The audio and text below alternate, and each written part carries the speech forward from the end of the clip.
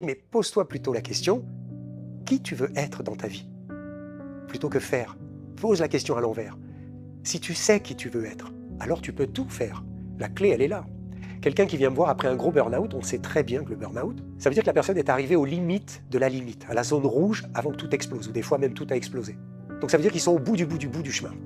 Et ça, c'est pas pour rien. C'est pas pour rien, c'est la vie qui leur dit, il va falloir maintenant que tu prennes une décision. Ou alors, ça va être la catastrophe, parce qu'il n'y a plus d'harmonie, il n'y a plus de joie. Et la vie, a priori, c'est toujours venu, on est venu pour s'amuser, on est venu pour prendre du plaisir. S'amuser, comme je le dis, c'est s'user l'âme. Mais prenons un exemple d'une personne comme ça qui arrive dans mon cabinet et qui est complètement perdue dans sa vie. La première des choses, c'est que je ne peux pas lui dire ce qu'elle va faire de sa vie, j'en sais rien. Mais ce que je peux aider à faire, c'est enlever les couches qui obstruent sa clarté d'esprit. Et on voit bien que la personne est dans le brouillard, elle a l'esprit confus, ce qu'on appelle l'état de plomb.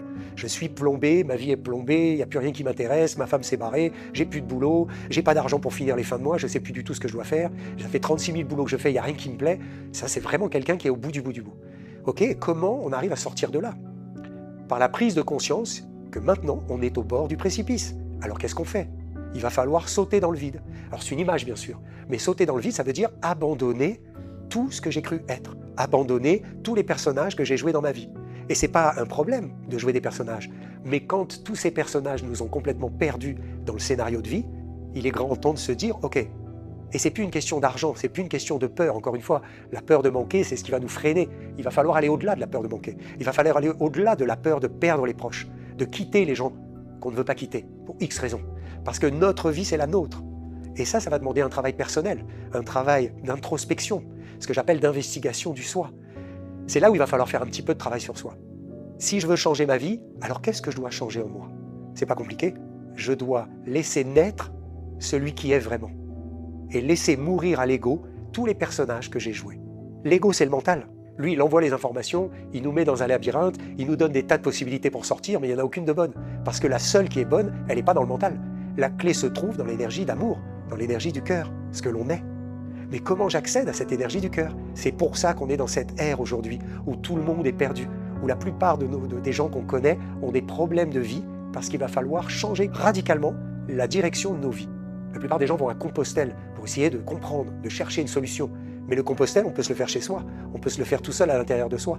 C'est-à-dire enlever tous les personnages que j'ai joués, et une fois que j'ai tout enlevé, le père, le fils, le frère, le voisin, le thérapeute, qu'est-ce qui reste de moi? Qui suis-je? C'est ça la quête. La vérité, c'est qui je suis. L'investigation du soi, c'est aller récupérer sa véritable nature. Une fois qu'on sait qui on est, c'est instantané. Il n'y a plus de peur. On est à l'opposé des peurs. Une fois qu'on est installé dans ce qu'on appelle le soi, alors pour ceux qui ne savent peut-être pas le soi, on va faire simple, il y a le corps, l'âme et l'esprit. Le corps, lui, c'est la chair, c'est la carne. Et l'âme, l'être, on peut appeler ça l'énergie, l'anima, va venir s'incarner dans le corps pour pouvoir donner vie au corpus. Animus corpus.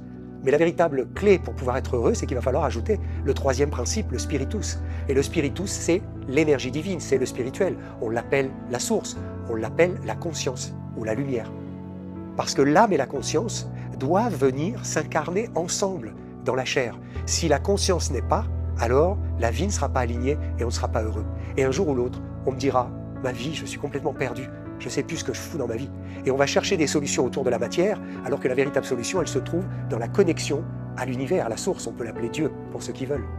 Ce n'a rien à voir avec la religion, encore une fois, c'est quelque chose de spirituel. Et le spirituel, en anglais, c'est spirit, le spiritueux.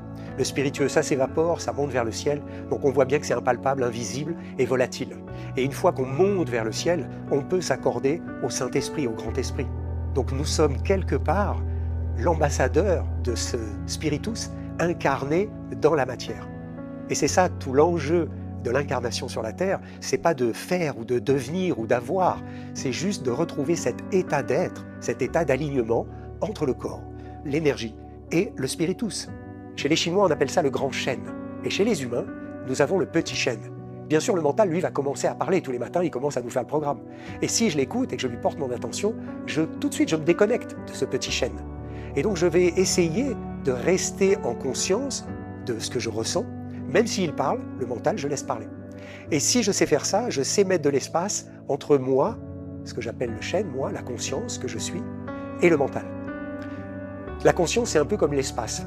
Et cet espace, il doit être de plus en plus grand.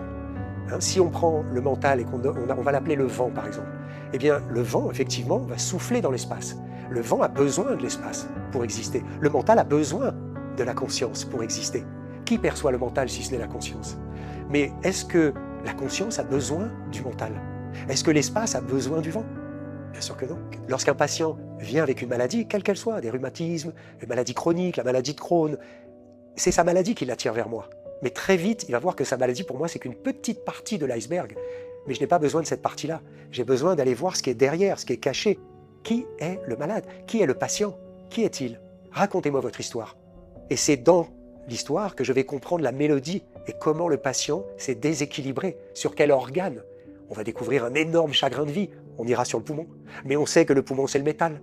Et on sait que si la personne, 40 ans après, est toujours dans le chagrin, il est obligé que le foie soit un petit peu endommagé. Donc on aura des troubles avec des symptômes de tous les tissus correspondant au foie. Et on aura bien sûr un manque de foi, manque de confiance en soi. Ce qui va expliquer les peurs, les anxiétés, le doute, l'hésitation. Et donc forcément, il faudra qu'on travaille sur les peurs. Et pour travailler sur ces 3 organes sur un plan énergétique, je vais pouvoir le faire grâce à un médicament qui va pouvoir corréler ces 3 zones, ces 3 départements, j'ai envie de dire. Mais il va falloir aussi que le médicament corresponde à l'histoire du malade. Parce que l'histoire d'un chagrin, vous allez voir dans toutes les vies de tout le monde, c'est qu'une fois qu'on a eu un problème, il se répète tout au long de la vie. C'est toujours la même peur qui revient, plus ou moins avec un scénario différent, mais c'est toujours la même racine. Donc comment je l'enlève véritablement? Il faut aller mettre le doigt sur la souffrance. Ça peut être un drame, un abus sexuel, une trahison, ça peut être un abandon, ça peut être beaucoup de choses. Donc, racontez-moi votre vie.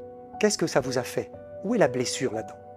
Et une fois qu'on a mis le doigt sur la souffrance, mon travail, mon job, c'est de décortiquer correctement cette souffrance pour pouvoir trouver le remède qui va correspondre le plus, qui va le libérer des couches superficielles, ces couches qui nous obstruent la lumière, ces couches qui nous empêchent de voir clair. C'est pour ça que les gens disent « je suis bloqué, je suis complètement dans le brouillard ». Et moi, au fur et à mesure que j'enlève ces couches, comme un rabot qui rabote des petites couches, qu'est-ce qu'on a en dessous? On a la véritable nature de chaque être humain, c'est-à-dire le « je suis ». C'est ce qu'on appelle l'âme et conscience. C'est pas parce que j'enlève les couches que vous allez vivre tout nu dans la rue, vous continuerez à être et à paraître en même temps. Mais par contre, les couches deviennent légères. Et là, il n'y a plus de poids du paraître. Et c'est pour ça que notre vie devient simple, idéale, sans peur, sans trouble émotionnel, et toutes les énergies sont à ce moment-là accordées. C'est aussi simple que ça, c'est naturel, il n'y a aucun effort à faire.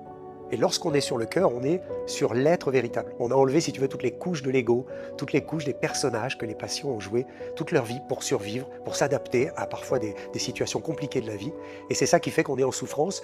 Et pourquoi? Parce qu'en fait, on ne vit plus en accord entre ce qu'on est et ce qu'on vit dans la réalité de tous les jours. Et ça, c'est terrible pour quelqu'un qui n'est plus en accord avec ce qu'il est. Ça veut dire qu'on va être obligé de faire semblant. Et pour vivre, il faut du sang rouge et pas du sang blanc. J'aime bien jouer sur les mots, mais c'est important de comprendre, d'arrêter de faire semblant. Et donc si je prends conscience que je dois maintenant être celui que j'ai envie d'être et non pas de paraître, alors on va pouvoir être beaucoup plus heureux.